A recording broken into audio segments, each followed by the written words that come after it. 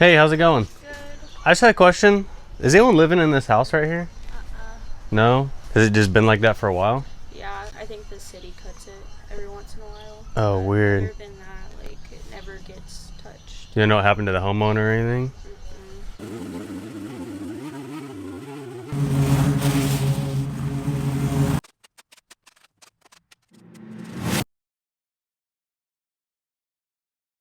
Hey everyone, Spencer here with SB Mowing, and Mrs. SB and I were in a nearby town looking for some crazy overgrown lawns, and we drove right past this one. The first thing we noticed was the really tall grass, but after looking at it a little bit further, we thought there may be a sidewalk that goes all the way up to the front door that was completely covered up. So I hopped out to go knock on the door, but didn't get an answer, so I thought I would talk to the neighbors because it looked to be empty. And I was right, because the neighbor right next door told me she's been living there a couple years, has never seen anybody there, and it's been vacant ever since she's been there. The grass rarely gets cut unless one of the neighbors badgers the city on it, and they'll send someone out maybe one time a year. So I thought I would get it cut down and cleaned up to make it look way better for the neighbors around it, and also so that they can use that front sidewalk again. So be sure to stay till the very end of this video, because the before and after pictures look like a completely different home. And if you haven't done so yet, go down below for me and click that subscribe button, as it's the best way to support this work that I do. Anyways, I hope you enjoyed this video and have a great rest of your day, a great rest of your week, and we'll see you next Friday. SB Mowing, out!